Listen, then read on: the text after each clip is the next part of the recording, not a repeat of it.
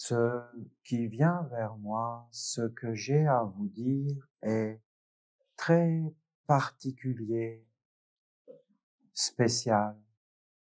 Ce n'est pas facile à expliquer et je pense que ce n'est pas quelque chose que l'on peut comprendre comme cela de, de la première impulsion, de la première parole, de la première communication. Quand je vous ai dit hier l'étude, vraiment, c'est un savoir qui doit être étudié. Quand dans notre tradition, nous parlons de cette période d'Adam et Ève, alors que Adam et Ève vivaient dans le paradis de la lumière, le jardin de la lumière, là où le Père soufflait, là où le Père leur parlait, là où le Père était omniprésent, cela raconte une histoire qui était avant la création de l'univers tel que nous le connaissons, ou tout au moins la création du système solaire. Vous voyez bien, dans cette idée d'un système solaire, vous avez cette idée de planète qui tourne autour du Soleil et vous avez un système zodiacal, ça veut dire le cosmos, l'infini étoilé, les écritures célestes. C'est une sphère qui existe à la fois autour de nous, puisque la Terre est dans ce système solaire, mais c'est aussi à l'intérieur de nous des centres de perception, des roues de lumière, des organes, des forces qui constituent l'être humain. L'être humain a été conçu et engendré à l'image du cosmos, à l'image du système solaire et de la roue étoilée, de la roue des étoiles, du cercle des étoiles, des portes, des 12 portes des étoiles qui ouvraient sur d'autres espaces et d'autres univers. L'homme a été créé comme une image du cosmos, de l'univers, d'une sagesse cachée, d'une splendeur perdue. Mais l'homme, comme la Terre, comme notre système solaire, sont nés d'une chute. C'est ce que dit notre tradition. Et cette tradition est vérité, même si elle est cachée à travers des symboles, à travers des mythes, à travers une légende qui n'est pas forcément comprise par l'homme qui l'entend. Cette idée de Adam et Ève, c'était le même système solaire, mais en réalité, la planète Mars, la planète Vénus, la planète Jupiter, Saturne, étaient des planètes vivantes, habitées avec des peuples, avec des êtres, avec la vie sur ces planètes. Alors c'était le jardin de la lumière, car tout était vivant dans ce système solaire. Il y avait le Soleil qui était Dieu et il y avait toutes les planètes qui étaient vivantes dans ce système solaire et c'était une communication avec tous les autres systèmes, avec tous les mondes de l'infini et des étoiles. Mais voilà qu'il y a eu Ève et Ève, c'était pas comme on pourrait l'imaginer, une femme, mais c'était un principe qui vivait dans ce système solaire. Et Ève a regardé là où il ne fallait pas regarder. Elle a détourné son regard du monde de la lumière et elle a regardé quelque chose qui n'était pas la lumière. Et elle a voulu exister en dehors de la lumière. Alors, il y a eu le soleil et la lune.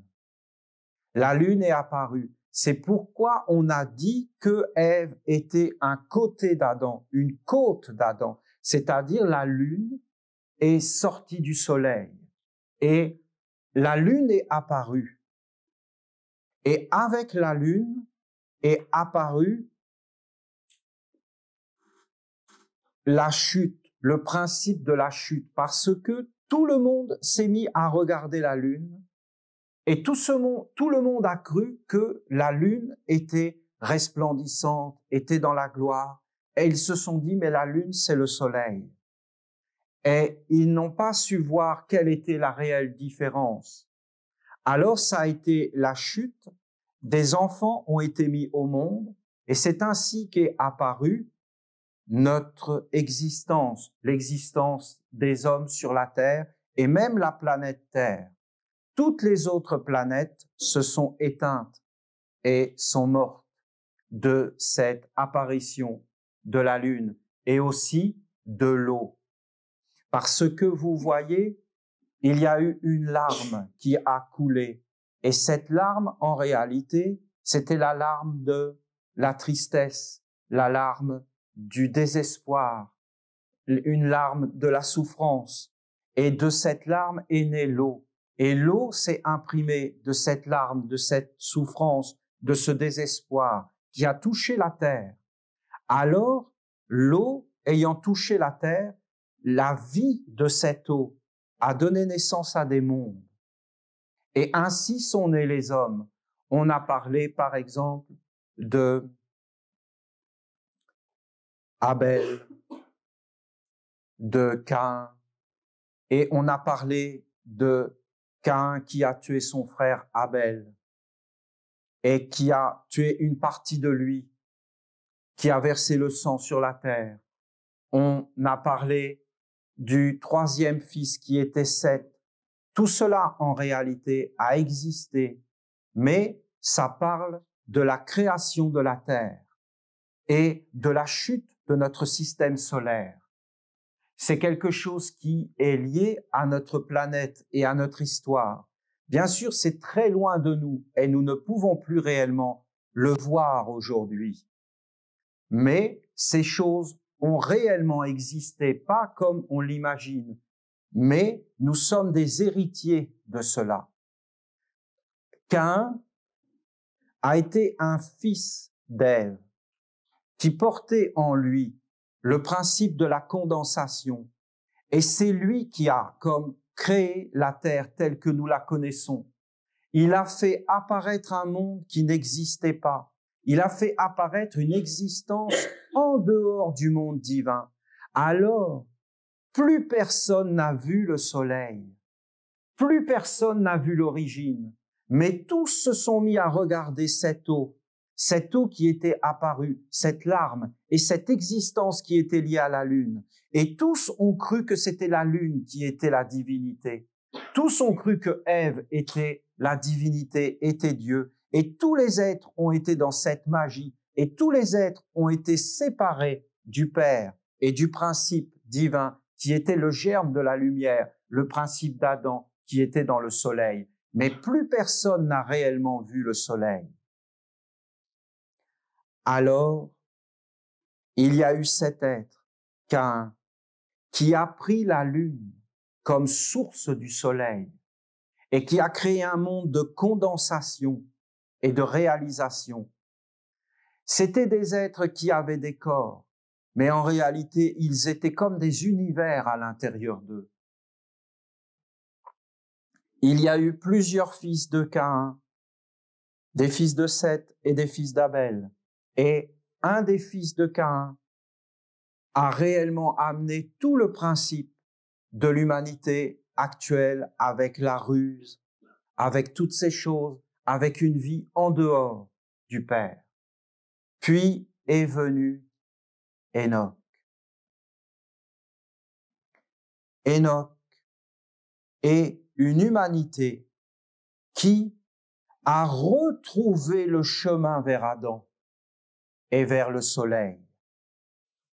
Il a retrouvé un monde de l'eau qui n'était pas la larme de la souffrance, mais qui était en réalité l'eau pure de la source première. Il a retrouvé le chemin de la lumière et les enseignements de la lumière.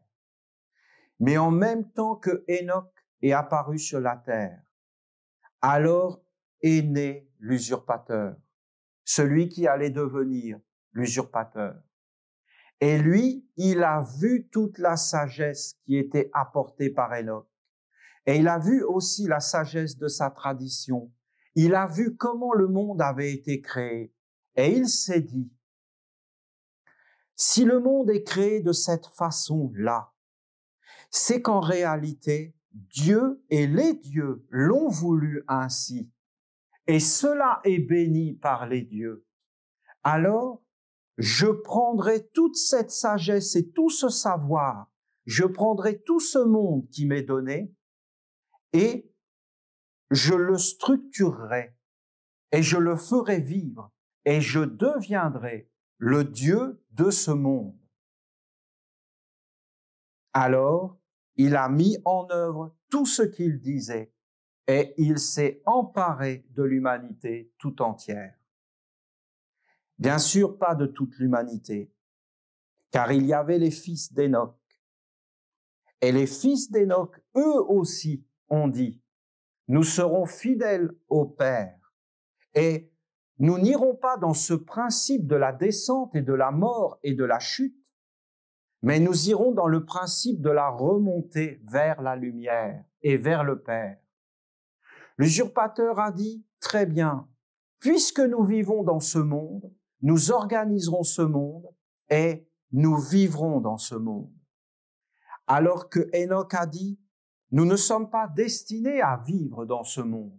Bien sûr, nous sommes nés de ce monde. Nous sommes nés d'une chute et nous sommes nés d'une souffrance et nous sommes nés d'une séparation et nous sommes nés de quelque chose qui tombe et qui va vers la mort. Mais en réalité, nous pouvons retrouver le chemin de l'origine. Nous pouvons remonter.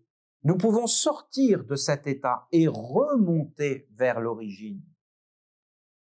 Alors, nous créerons sur la terre le chemin et la science qui nous permet de remonter. Ainsi sont nées toutes les grandes civilisations, toutes les grandes religions. Jésus était un fils d'Enoch, un fils d'Enoch. Il a dit, je suis le fils de l'homme, mais ça a été traduit par fils de l'homme. Mais en réalité, c'était fils d'Adam. Or, tout le monde le sait, que ce soit les enfants de la lumière comme les fils des ténèbres. Leur père commun est Adam, et ils le savent, tous le savent. Tous les êtres le savent. Tous ceux qui sont dans ce savoir savent que l'origine est commune et qu'il n'y a qu'une seule source et qu'après cette source s'est divisée. Il y a eu le soleil et la lune. Il y a eu le côté droit et le côté gauche. Il y a eu dans le dessin que je vous ai fait hier la croix des éléments. Il y a eu Michael, Raphaël et Uriel et Gabriel. Les deux côtés, le soleil et la lune. Il y a les deux mondes. Il y a eu l'homme et la femme. Il y a eu une séparation. L'homme est porteur de la semence. La femme est porteur du principe qui fait que le corps peut apparaître. C'est l'eau. C'était l'eau en réalité. De là est né l'Égypte. De là est né tous les courants de la lumière. Mais à chaque fois, l'usurpateur était là et prenait tout ce qu'il pouvait prendre. Il a pris toute la sagesse de l'Égypte et il est devenu Darius, le grand roi des Perses. Il a dit, je suis Dieu. Et après, il est devenu César. Il était là et il a amené son principe. Est-ce que c'est une malédiction, cette chute et cette existence? Personne ne le sait. Personne n'a le savoir de cela, car nous constatons aujourd'hui comment nous vivons. Et si il n'y avait pas eu cette chute, alors l'humanité n'aurait pas existé. Nous ne serions pas là aujourd'hui. Nous sommes réellement des enfants qui sommes nés de cette chute. Maintenant, je vous dis, cette histoire, bien sûr, il nous faut l'approfondir, parce que nous devons savoir d'où nous venons, qui nous sommes et où nous allons. Nous devons connaître nos origines. Derrière cette histoire d'Adam et Ève se cachent des secrets et des secrets incroyables, car les êtres qui ont amené ce savoir étaient plus proches de l'origine que nous, et ils avaient encore des connaissances que nous avons perdues. Mais ce que je peux vous dire, c'est que la lune est liée à l'eau. Ne croyez pas qu'il y a la lune dans les hauteurs et l'eau sur la terre. La lune et l'eau sur la terre sont un seul être. L'eau sur la terre est l'âme de la lune. Si la lune n'est pas autour de la terre comme un satellite, alors il n'y a pas d'eau sur la terre. L'eau s'évaporerait. C'est la lune qui maintient l'eau sur la terre. D'ailleurs, regardez, l'eau répond à la lune. L'eau vit avec la lune. L'eau est la respiration de la lune. Approchez-vous de l'océan et vous entendrez la lune respirer. Et vous entendrez le souffle de Ève, la mère des origines. Regardez les marées et vous comprendrez les cycles de la lune. Et si vous comprenez les cycles de la lune, alors vous comprendrez le cycle de la femme, c'est-à-dire les lunaisons, l'ovulation. Vous comprendrez la pleine lune, la lune montante et descendante, et vous comprendrez la lune noire, inexistante, et vous verrez que c'est lié à la vie de l'ovule, et que l'ovule est dans l'eau, et que le placenta est dans l'eau, et que le spermatozoïde est de l'eau, et que toutes ces choses sont de l'eau, et que s'il n'y a pas d'eau, il n'y a pas de vie, et que l'eau est le trésor des trésors, la splendeur des splendeurs, et que tous les êtres regardent l'eau, et que l'eau n'est pas du tout ce que l'on imagine, mais que l'eau, en vérité, est un élément magique, c'est la magie. Et qu'est-ce qui a détruit tout le système solaire et toutes les planètes du système solaire? C'est l'eau. C'est cette eau qui a tout détruit. Parce que les hommes et les êtres et les créations, quand ils ont vu cette eau, et qu'ils ont vu la lune se miroiter dans cette eau, et qu'ils ont vu le côté sombre, qui est devenu le côté de la lumière, alors, ce qu'ils étaient au plus profond d'eux a été amené à la vie. Et c'était la destruction. Parce que la lune n'a pas éclairé le monde divin, elle a éclairé les ténèbres et l'obscurité. Et quand vous regardez notre soleil, vous croyez en réalité qu'il est le soleil de la lumière, mais en réalité, cette lumière est la lumière de Lucifer qui détruit tout et qui conduit tous les êtres vers la mort. Car c'est le faux soleil, ce n'est pas le vrai soleil. Ce soleil qui nous éclaire est une lumière trompeuse. C'est le père du mensonge et le premier homicide. Car en réalité, il nous fait apparaître que les apparences et tue le réel, c'est-à-dire la magnificence du Père dans tous les mondes. Il est le soleil de la lune qui a été enfanté par la lune pour enfanter un faux Dieu. Et en réalité, nous avons regardé ce faux Dieu comme le vrai Dieu. Et nous n'avons plus su qu'est-ce que était la lumière. Parce que la lumière est cachée derrière la lune, c'est-à-dire dans le côté sombre. Ce que nous croyons être la lumière est en réalité les ténèbres. Et ce que nous croyons être les ténèbres est la lumière. Cherchez jusqu'à ce que vous trouviez. Et quand vous aurez trouvé, alors vous serez étonnés. Parce que là où vous pensez qu'il y avait quelque chose, il n'y avait rien. Rien veut dire vanité, le néant. Mais là où vous n'avez pas pensé, là où vous avez cru qu'il n'y avait rien, il y avait le tout. Le tout, c'est une parole du Christ, de Jésus, fils d'Enoch, fils de Dieu, fils du soleil, enfanté par Gabriel et non pas par l'eau du monde qui conduit tous les êtres vers la mort. Parce que cette eau est magique. Tout ce que tu mets dedans, elle le fait vivre. Et si tu mets dedans le rien, tu récolteras le rien. Parce qu'elle fait tout apparaître. Elle est la magie, elle est la vie, elle est la bénédiction des bénédictions, elle est la malédiction des malédictions. Elle est qui tu es, elle est réellement toi, elle te montrera qui tu es, elle est le grand miroir magique dans lequel tu te regardes. Et tu te verras tel que tu es, et tu verras tous les mondes qui sont autour de toi et que tu ne voyais pas. Tu les verras apparaître, et tu verras le vrai visage de ton maître. tout sera révélé et ce sera la destruction ou ce sera la résurrection et la vie. Parce que l'eau, si tu mets de l'électricité dedans, tu t'électrocutes. Quoi que tu mets dedans, si tu mets des plantes dedans, l'eau prend la vertu des plantes et la répand dans tout ton organisme.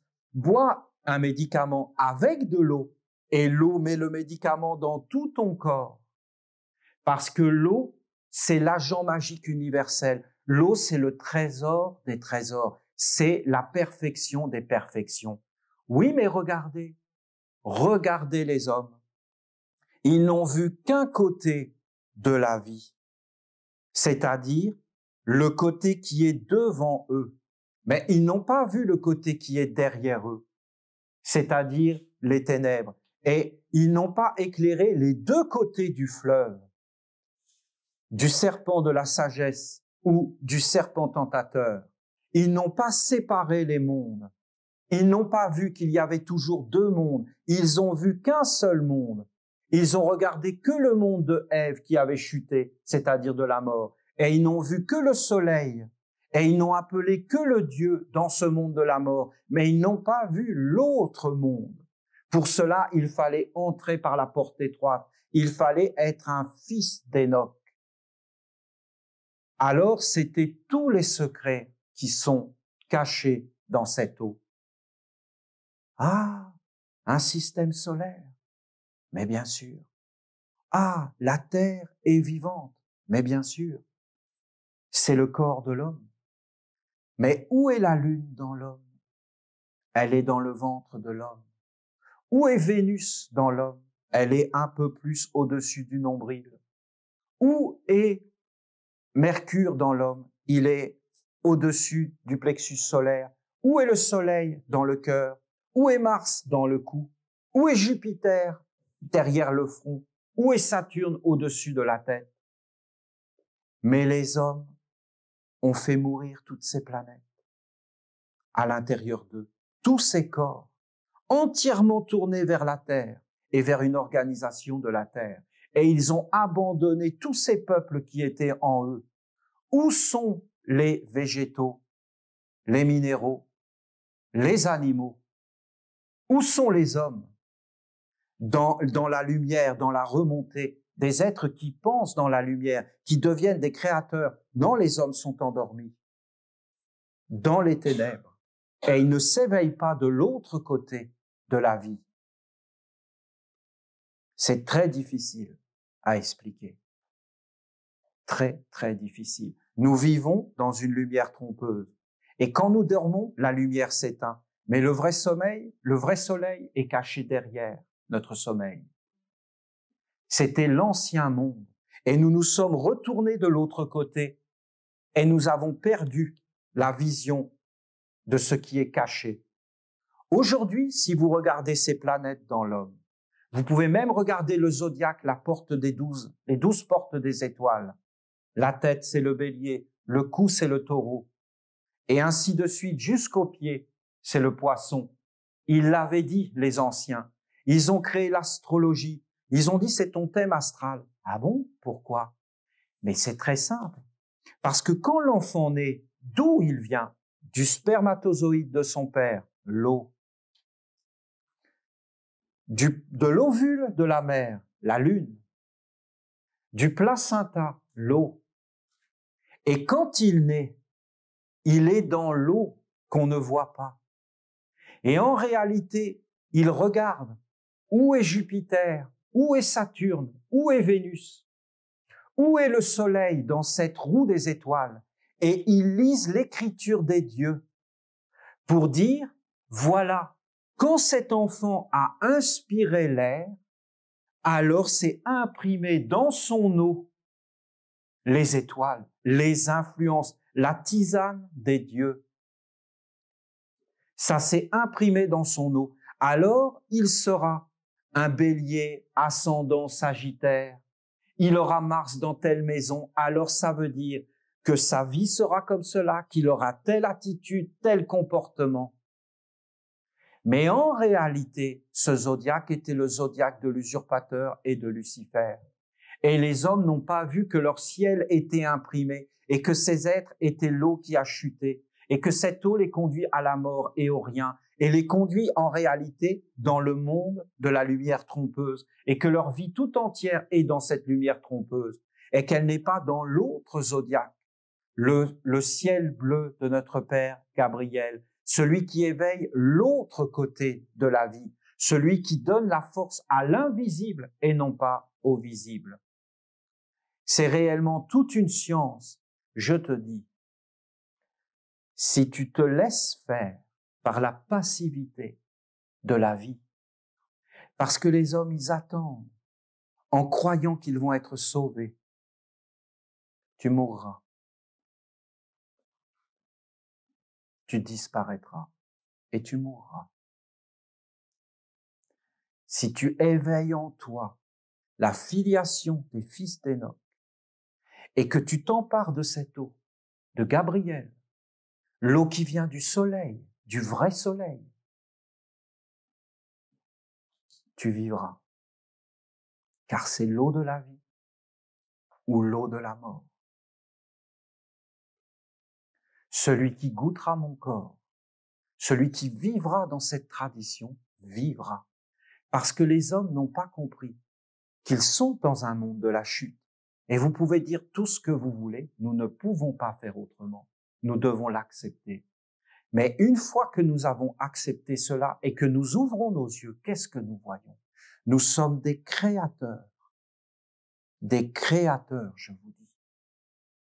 Soit nous sommes en résonance, parce que qu'est-ce que c'est en réalité que ce zodiaque à l'intérieur de nous et autour de nous? C'est une harmonie des mondes. Et qu'est-ce que c'est l'harmonie? C'est la résonance. C'est ta note intérieure en harmonie avec la note du cosmos. Si tu es en harmonie avec l'usurpateur, tu seras puissant sur la terre. Tu seras impuissant. Tu auras la puissance de réaliser des empires, des armées, des chars, de détruire la bombe atomique. Tu auras la puissance sur la terre. Si tu es en harmonie avec lui, tu éveilleras en toi le serpent de la tentation qui te donnera les pouvoirs magiques sur cette eau. Et tu mettras dans cette eau les forces de la destruction. Mais si tu es avec l'eau de Gabriel, alors tu éveilleras l'autre côté et tu éveilleras des mondes et des mondes. Tu feras remonter le chemin des 7 planètes et tu les rendras vivantes. Vivante ta volonté, vivante tes sentiments, vivante tes pensées, vivant le soleil caché de l'autre côté. Vous n'avez jamais senti qu'il y avait une autre lumière? Vous n'avez jamais entendu une autre lumière? Vous n'avez jamais été éveillé par quelque chose de plus grand, de plus vaste et de plus beau? Que la fleur n'était qu'une résonance d'un autre monde, qui vous parlait d'un autre monde et d'une autre lumière? Ne voyez-vous pas que le soleil n'éclaire que des cadavres? Ne voyez-vous pas que la vie est plus grande que cette lumière trompeuse? N'avez-vous jamais eu l'intuition, le souvenir qu'il y avait une lumière dont on pouvait se nourrir et qui était une sagesse et une vie débordante et qu'il y avait une autre vie que la vie terrestre? C'était toutes les échelles de la création, toutes les notes de la musique. Et si tu éveilles le serpent de la sagesse, alors ce sera la résonance avec toutes les planètes, avec toutes les forces de la lumière. Alors c'est une autre mélodie, c'est une autre résonance. Ce sont réellement les grands pouvoirs de la destinée humaine